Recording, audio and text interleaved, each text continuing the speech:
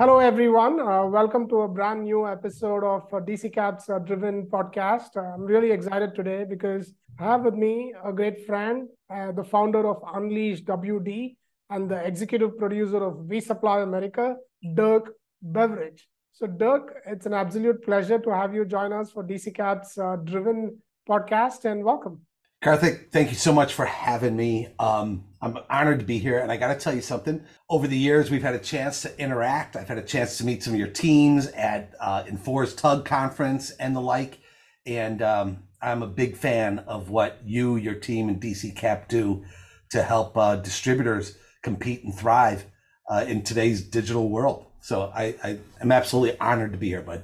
No, thank you. That means a lot. Appreciate that. And we are a big fan of you. I'm actually a big fan of you, to be honest, and you inspire us a lot.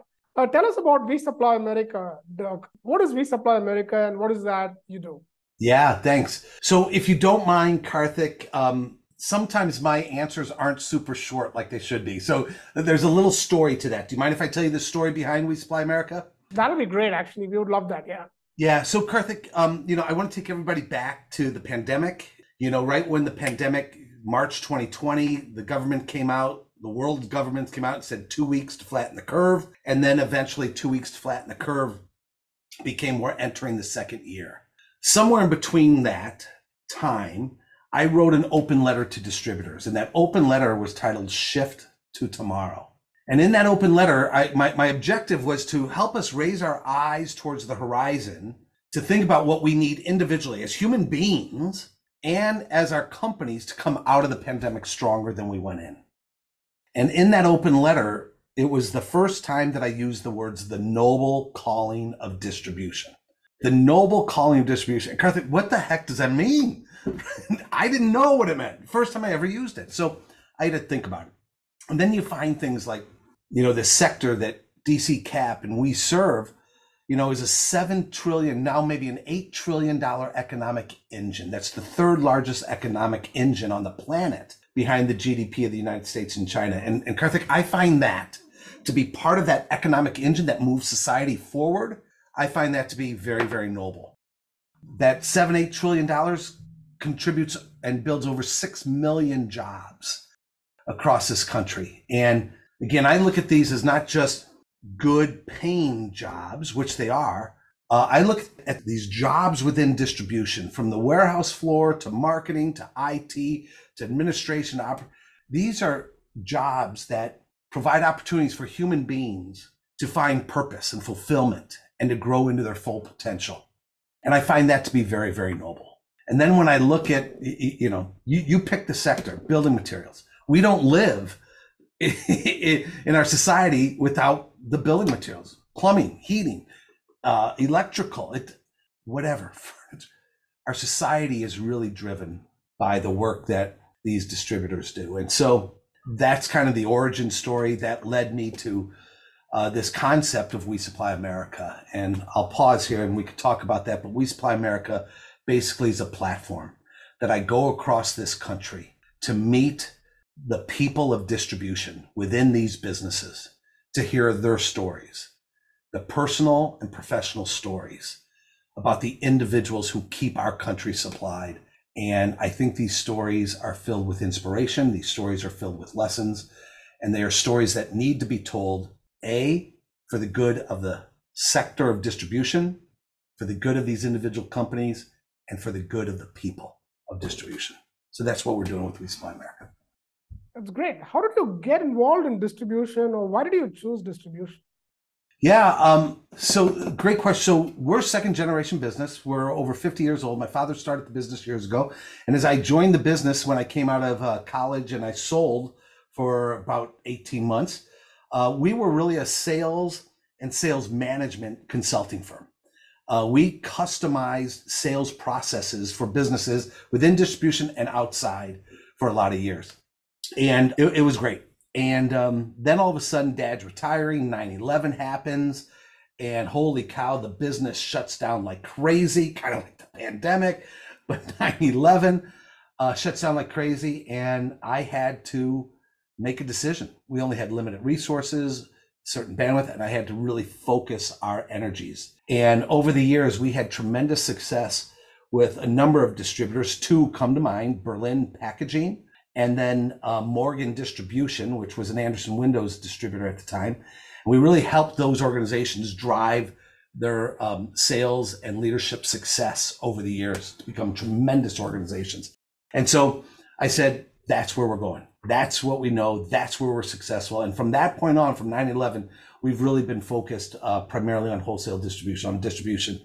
And yeah, so that's how it happened. The world kind of caused an inflection point, and we had to pivot, and that's what we did. I'm just curious, Dirk. Sales and leadership is something everybody is very curious about, and they always want to do better at it. So how do you really help distributors with sales and leadership? Yeah. How long do we have, Karthik? Yeah. So let me see how I can do that. So how do we help them with that? So why I'm pausing is where do I take this? There's strategic help.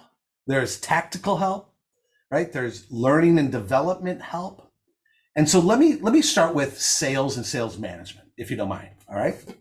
So years ago, the first research project I did for the National Association of Wholesalers was this research project that ended up in this book titled Driving Distributor Sales Beyond Best Practices for Outselling Your Competition. And in that research project, what we found was that strategically, most distributors had simply allowed their sales processes to evolve, right? They hired salespeople, the salespeople developed relationships, they went out and did their thing. And they did what was good for them. The same happened with sales management. We took a good salesperson and we hired them into sales management. We said, learn on the job if you don't mind. And what we found is that if you went to a sales organization that had 50 different salespeople, there were basically 50 different sales processes. Everybody was doing their own thing that seemed to work for them. Was it aligned with everybody else? Was it aligned with corporate goals? Maybe, maybe not. And Karthik, I don't know how good of a leader you are or how good of a leader, but I know I'm not that good of a leader that I can manage 50 different sales processes. So what we did is we helped sales organizations, distributors, really think about who they are at their core, how they add value, how they differentiate themselves, and how they help their customers improve their profitability. And from that, we help them design their sales process that's really based on the world's best salespeople.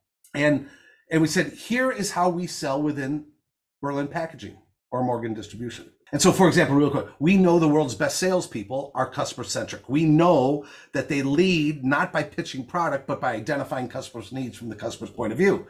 So we know there is a form of a customer needs analysis in the world's best performing sales organizations. Now, how, Joe, you implement that CNA might be a little bit different than how Karthik, but we will do customer needs analysis in our organizations. So again, long-winded answer, but how do we help sales organizations drive sales and improve leadership? That's one example how we started with these distributors that we've helped over the years. Oh, it's awesome. You started with NAW, and Eric Hopland, the CEO of NAW, was also on our podcast recently. I listened to it. An amazing interview. Yes. Yeah, it was great. I mean, there was a lot of learning for me as well. So yeah, thanks for sharing this.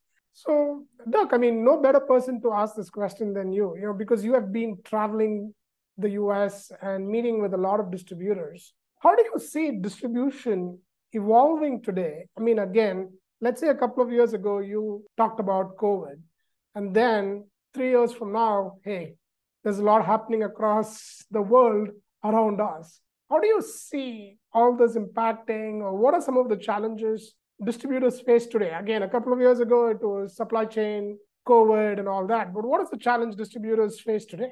Yeah, great question, Karthik. And here's the lens at which I look at it. Okay, but again, my lens is over the last 3 summers. I've traveled 41,000 miles across this country. In the We Supply America RV, I've met with over 80 different distributors. I've met hundreds and hundreds, if not thousands, of people who chose distribution as their career where they work. And I've gotten to listen to their stories. And I think, how do I say this? I'm going to say something, this isn't exactly right. The world is moving so fast right now. where everything, Karthik, everything, bold, underline, large caps, large font, everything, you know this, is changing at an unprecedented rate. The macro forces, you alluded to some of them, right? Supply chain issues, the economic, hell, what's going on in Israel and Gaza right now, and Ukraine, right? And these macro forces are just changing our world in ways we can't control. And those macro forces move into the world of distribution. And that's all those macro forces are causing issues like the supply chain disruption. It's causing us to rethink technology and how to deploy technology in new ways in our organization. The demographic shifts are changing the labor pools that we're going to have to deal with, right? So everything is changing. The macro forces then move into our sector of distribution. And then here's the third way it's changing, Karthik, which we don't talk enough about, and is the lens where I'm really being drawn to right now. And that's the people forces.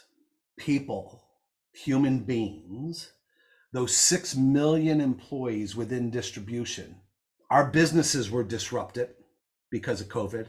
Our businesses are going to be disrupted because of what's going on in Israel and Gaza Strip and the supply chain. But here's what's not talked enough about, Karthik, in my mind. It's that we as human beings have been disrupted, I believe, even to a greater degree than our businesses have been. Our businesses are resilient. Our businesses came out of that pandemic stronger. I mean, my God, you look at the revenues and the profitabilities that came out of it, right? But what I've discovered, what I know, is that we as human beings might not have rebounded as quickly as our businesses have. And so I think the human aspect of business is going to be what the world's best leaders are going to focus in on in the near and midterm. From a pure business perspective, our latest Future of Distribution report tells us that 85% of distribution leaders believe that the people and talent issue is going to be the biggest challenge they have for the next decade. And then that scales down to, or ripples back to, how are the needs of your people changing?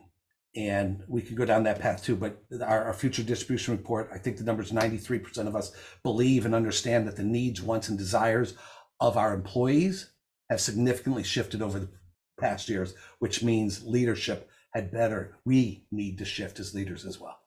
Yeah, the people effect and the human nature of the whole thing, makes a big difference. And again, I watched your videos. It's very fascinating and also very inspiring listening to the distributor stories. But not all distributors are like that. For example, I was watching the story of COE Distributing, one of the largest furniture distributors in the country, which you just uploaded. I was really moved by the story of the people working there. But then not all distributors are that way. I've visited distributors as well, and some of them are a little conservative. So what do you think they can do to change that? Or what are one or two things they should be focusing on? Let's say if they don't have that great culture and they really want to improve, what are one or two things they should do? Yeah, so let me answer it this way, because I've asked a similar question like that when I'm out in the field and I'm hearing this. I'm saying, I think even in the COE, I asked the gentleman from Human Resources, what do you say to the other leaders in business that don't have this humanistic approach? And just by the very nature of that, I'm foreshadowing what I believe the answer should be. I'm foreshadowing that I believe everybody has the duty and the responsibility to do that. Actually, Karthik, I believe that to be true. But the fact is, it's a choice. It's their business, and they have a choice to lead and manage in the way that they want to lead. And would society like every business to be like COE? The answer is absolutely yes. But it comes down to the values of leadership. It comes back to what leaders dream of. It comes back to, what's coming into my mind right now, Karthik, I'm in my mind in real time right now, I see Bono from U2 in my mind, right? Are they, can they find inspiration from the Bonos of the world and say that, our job is not by the way, I'm a capitalist, right? Profit is not only needed, it's good, it's noble. We owe it to our investors, right? To drive that better than fair return for the risk and the investments that they made. So it comes down to the values, I think, of the individual, does it not? That what is the world they see? What is the world they want to create? And when I say the world they want to, I mean, I'm talking about within our four walls. And who am I to judge them? I can't judge them. I can continue to share stories of COE and Texas Plumbing Supply and First Supply and DSG and everybody else. And hopefully we can touch people's hearts, touch people's minds, show them that there is a path, and that, by the way, being people first, putting humanity first, it's also darn good for business. It's also darn good for profitability. So I guess right back to your question, I would say if they want something different, search inside yourself first, really define who you are as a leader, as a person, as an organization. What are your values? What purpose is driving you? And then ask yourself, how close to that vision are we? And if we got some gaps to close, we all have gaps to close. Then let's commit to doing that. Yeah, or like the director of HR or the HR person at COE talked about listen, right? So listening also makes a big difference. Yeah. No, that's great, Doug. Doug, the theme of this podcast is called Driven. And how are you so driven? How am I so driven? First, I love the concept of the podcast, right? And so I'll tell you a story. I don't think I've told this in 20, 30 years, Karthik. I mentioned that we're a second generation business. And early on, back in the 80s, my father was out doing his thing. I mean, doing his thing. It was good. And I came on board, and my sister came on board. And we got to a point where things weren't working the way they should. And Dad flew up from Florida, sat my sister and I down, and I think there were a lot of tears in that room talking about, and then my father looked at us and says, "What do you want? What do you want?" And I won't share what my sister's response was, but my response, Karthik, was, all I want is an opportunity. All I want is an opportunity.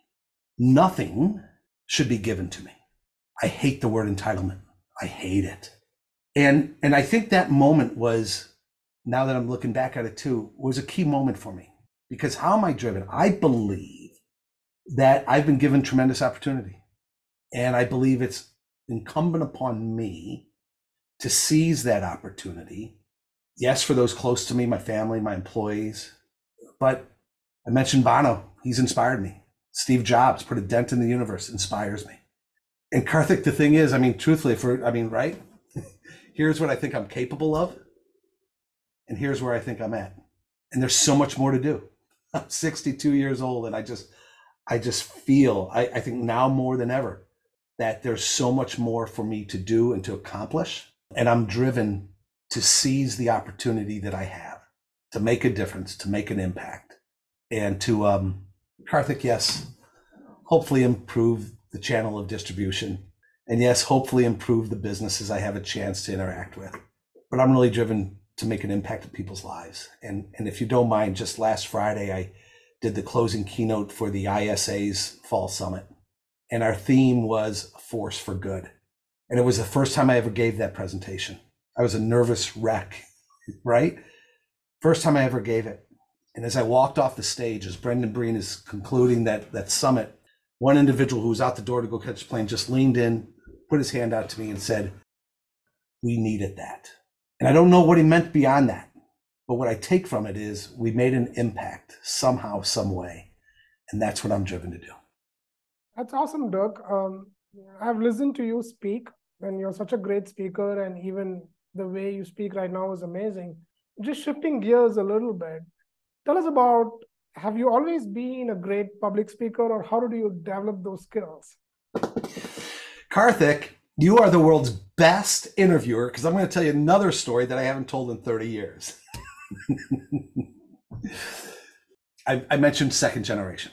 I mentioned we started out focused on sales, and I remember the first 2-day sales training program that not my father, that I was hired to do out in Atlantic City, New Jersey. with a large, what's become a national moving organization. And Karthik, I won't tell you the whole story, but I'll bring you to 10:30 a.m. on day 2, when I was fired from the stage. My client came up to me and said, Dirk, we'll take it from here. Pack up your bags, pack up your computer. I'll take it from here. So no, I was literally fired from the stage years ago. So the answer is no, I have not always been talented on the stage. I think I still have a long way to go in terms of, but I think what it comes down to, I'll tell you this, years ago, Karthik, I thought about taking acting lessons so that I could tell stories great from the stage, right? I used to get books on jokes so I could pull jokes out and insert them into the presentation. And I you need 2 or 3 things. Number 1, you have to be passionate about the topic. Karthik, we've got great stuff on sales. And I still do. You know what? It's not what I'm drawn to do right now. You have to be passionate.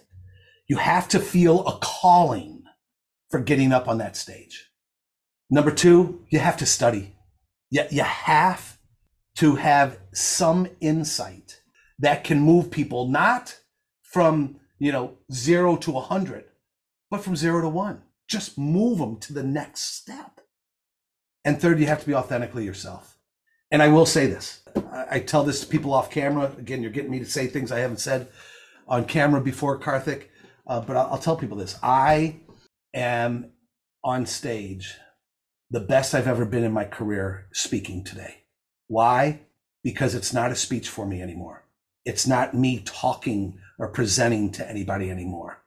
What I have the opportunity to do, what I am blessed with right now, is I have met hundreds of individuals. I've hugged them on the We Supply America tour, and I get to tell these stories that have impacted me and that I think can impact other people.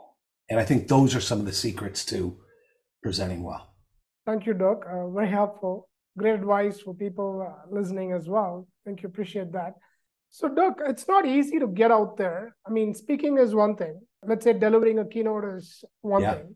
But then with the We Supply America tour, you take an RV, you drive around the US, you go, you meet people, and it's not an easy thing to do. And it's like getting out of your comfort zone. So how do you get out of your comfort zone, and how do you do this? Don't tell your spouse your plan before you actually invest, because then it would have stopped. But so how do you do it? So if you don't mind, Karthik, if you don't mind, I am going to read to you. Can I read to you something that I wrote in my journal this morning, and then something that I posted on LinkedIn? And if you don't mind, I'm just going to read it, and I think it begins to answer your question. What I wrote this morning on LinkedIn is this. I said, to be a force for good, to be gooder for the world, we must first be gooder for ourselves. To be more human for the world, we must first be more human for ourselves. To impact others, we must first impact ourselves. To better understand others, we must first better understand ourselves. To better love others, we must first better love ourselves. To quiet the noise around us, we must first quiet the noise within ourselves. To do good in the world, we must first do good within ourselves. Joseph Campbell tells us individuals cross the chasm not to save the world, but to save themselves. And in doing so, they save the world. To save the world, we have to save ourselves. Here's hoping you find the space, time, and quiet today and every day to focus on yourself. And so I think it's taken me to the age of 62 to really understand this, Karthik, okay? And your question is, how did you say courage? How do you step out of your comfort zone, right? Joseph Campbell calls that crossing the chasm, this call to adventure. And if you listen to those around you, even your loved ones who want to protect you, they will stop you from that call to adventure. They will often stop you from what Joseph Campbell calls that crossing the chasm. And when I look at We Supply America, It was a huge risk. I went out and bought a 6-figure RV, didn't have the money for it, Karthik. There was no business plan. There was no logistics plan. I bought the RV before Infor, our sponsor for 3 years, our partner, was even on board. And truth be told, I didn't do it for distribution. I didn't do it for the distributors. I did it for myself. I was called to do it, and I listened to it. Prior to this, in 2004, I started a nonprofit called We Do Care to support and thank our troops that I ran for 7 years to support and thank our troops, and it went global. If I would have listened to everybody, there's no way I would have started that nonprofit that made a great impact around the world for our troops. And so how do you do it, I think was your question. And I think that you got to trust yourself. You got to trust what I am now calling that divine awareness inside of you, that voice. And rather than fight it, man, rather than listening to the noise around you, go deep within yourself, because I believe your intuition, I believe that divine voice within us knows what's right and knows that it isn't going to be easy. But I think that's how you do it. Follow your calling. That's great. And Love Info as a company, and that's where we met. If you remember, and I vividly remember the first time I met you. So you were speaking, and there was an aura around you. Every time you're there, you know, there's always an aura. There are people surrounding you, and then you make the place very vibrant. And I was watching you from far, and then we exchanged a few words. And then we were at this FedEx store trying to ship some stuff, and you actually offered to help, and you were really genuine about it. And I was really amazed by your hospitality and your down-to-earth nature, in spite of being one of the most sought-after people at the conference. I thought that was really, really interesting. Can you tell us about what helped shape you as a person? Yeah. So what helped shape me as a person? So I think I'm a mix of my father and my mother, right? My father, I mean, Karthik, he would talk about non-negotiable standards. If he passed a little over a year ago, if he saw me right now with you in this shirt and not in an IBM blue suit with a red tie and shine shoes, he'd be rolling over in his grave right now, right? He was all about non-negotiable standards and all that. My mother, was our home was the place where kids came to after school all summer long, right? There was always food. There was how she did, I don't know. And I think I got the discipline and the drive from my father. And I think I got the love. By the way, my father was loving in his way. I think I got the love and the desire to reach out and hug people and let them know that I love them from my mother. That's amazing. Great parents here. Thank you, Dirk. So, Dirk, how are you camera ready, right? So, I mean, any tips on that for the audience? How can you be camera ready all the time, or are you camera ready all the time? I'm a nervous wreck. Every time when I take the stage, I'm a nervous wreck. Look at my hair. I'm not camera ready. Are you kidding me? I'm not. But Karthik, no. I hope this sounds right. But again, I don't care if I'm camera ready, right? I don't care. What I care about is being authentically myself and connecting with people and helping them, and seeing if I can put that little dent in the universe. So this presentation that I mentioned the other day, right, for Industrial Supply Association, ISA, Karthik, it's the first time in my life I did a keynote presentation not in a suit, coat, and jeans. I had a suit. I walked up in jeans. Again, I'm thinking to myself, Dad, Dad, this isn't for you. This is for everybody out there in the audience, right? And I will tell you this. Can I just share this with you too? Sorry, you're getting me to the things I never had. Camera. So here was my journal and to-do list for last Friday when I presented to ISA. Here's a note that I wrote to myself the following Sunday as I really started dialing in for that presentation. Karthik, the note that I wrote to myself was this. I said, be you, talk and share, don't present. I said, it is your passion, commitment, energy that they want and that will move them. You are there for them. help them see something in themselves they might not have seen in a while. Was I camera ready? I have no idea. But what I do know is I was there for the right reason, for those in the audience. How long have you been writing journals, Doug? Karthik, I wish I've been doing it for 62 years. Right? I'm late to the game. I probably started on and off 5 years ago, and I'm still not doing it daily. I want to get to daily, but I'm probably 4 or 5 times a week right now, and it's magical. Do you go back and refer to these journals, or what do you do? Yeah, so I have two different types. And I've learned. So I'm going to go. So I have one journal that my thoughts, right, that I need to get out into the world, that I need to get down, right? Do I refer back to it? Yes. What stopped me from journaling years ago was I felt the need to be able to index it and to be able to find everything that I ever wrote down. That's not the purpose of journaling, right? What I found, it's to get it down and out into the world, out of here into the world. And then that somehow, you mentioned aura, that somehow I think stays with you once you write it down. So that's one way.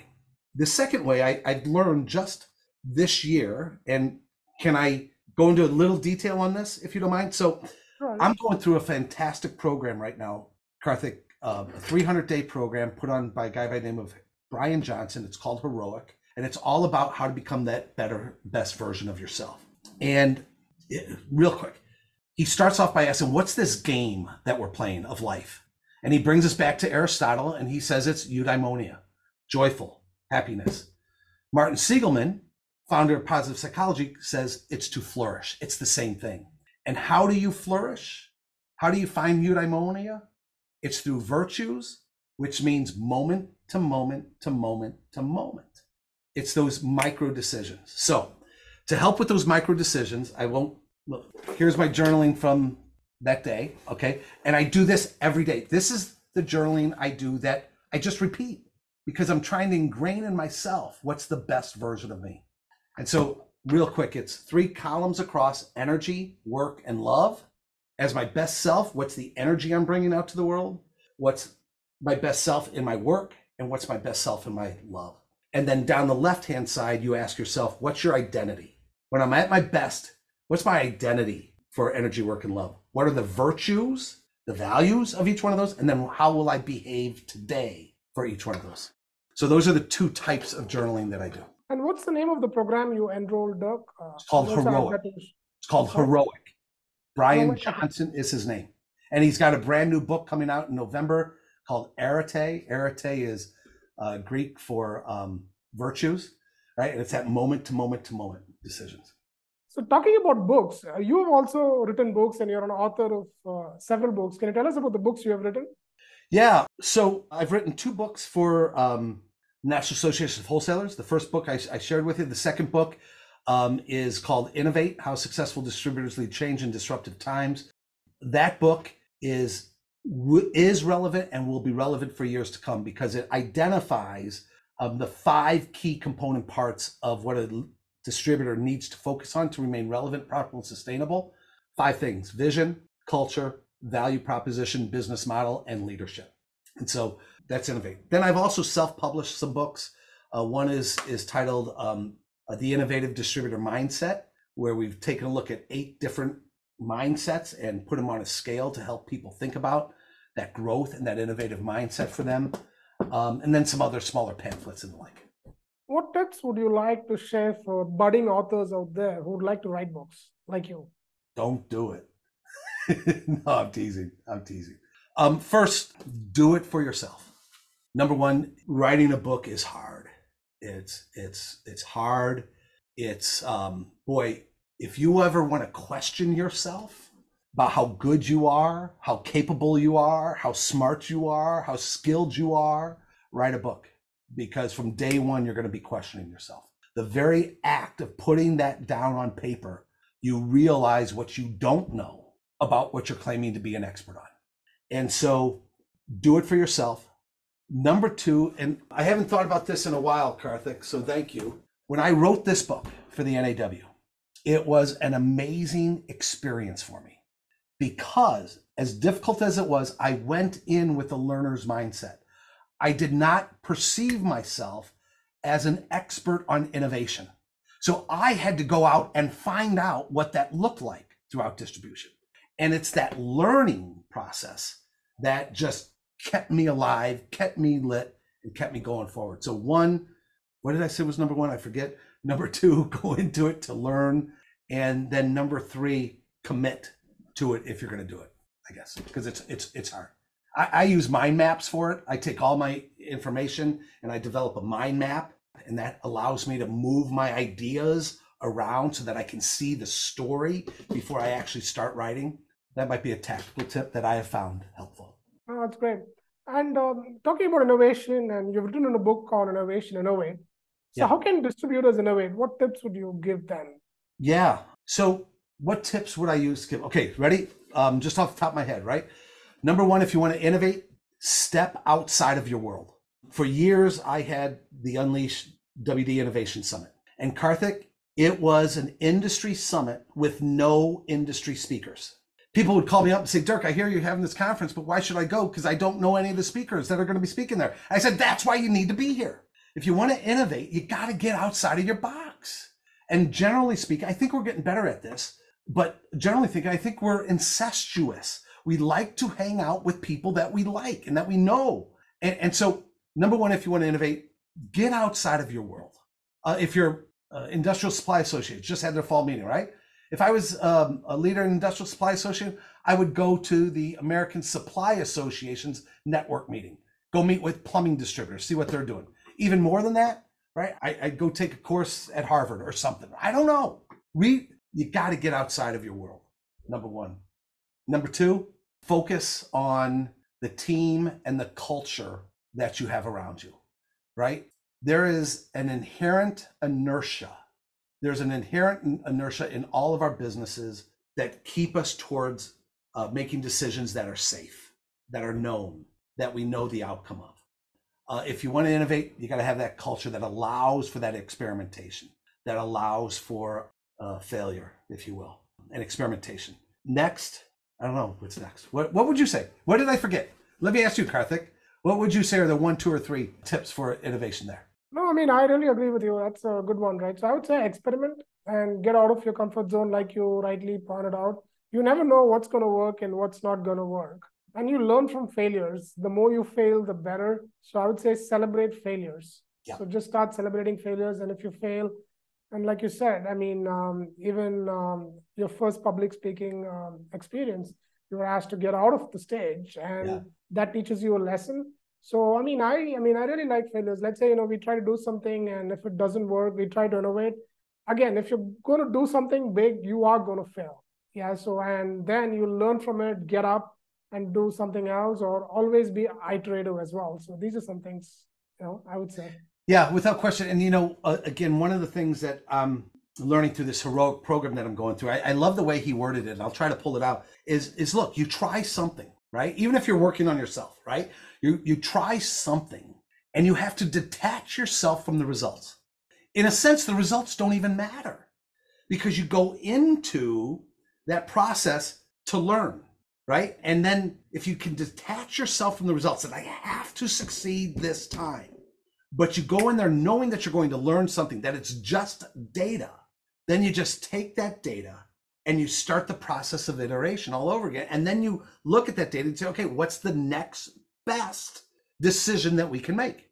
And you go through that cycle all over again. Yeah, certainly, you don't control the outcome. So Dirk, what are your hobbies? What do you do outside work? I tell you what, so I love to read. I love to work on myself. I love philosophy more than I ever have. I love trying to take care of myself. I used to be an Ironman triathlete.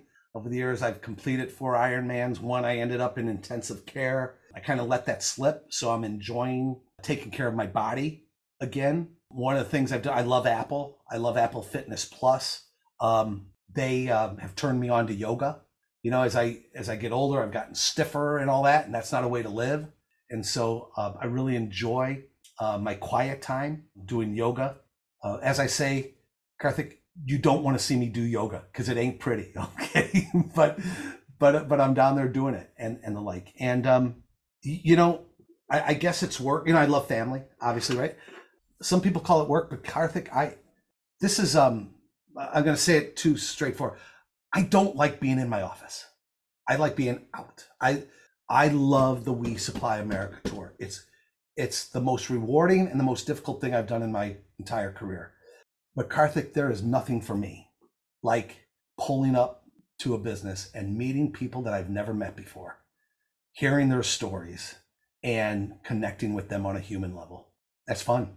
It's fun. And does it work? I guess so, but it doesn't feel like it. Well, certainly, We Supply America is very inspiring. Thank you, Doug, for doing that. No, thank you. So, Doug, I would like to end with this question. What book are you reading right now? What book am I reading right now? So I'll answer it in this way. Right now, I am reading not a book cover to cover. Here, I'm looking. But in this program, sorry, Karthik, because I want to answer it. So in this program that I'm doing, he has what he calls philosopher's notes. And for me to progress through this program, I read 6-page summaries, all of these books that are built into the program. And so here are just some of them. Can I just tick off some of them that I've read in the last, let's say, 30 days, these 6 and taken notes on, and the seven habits of highly effective people, 15 secrets successful people know, brain energy, deep work. I love this book. Do you know Deep Work by Cal Newport?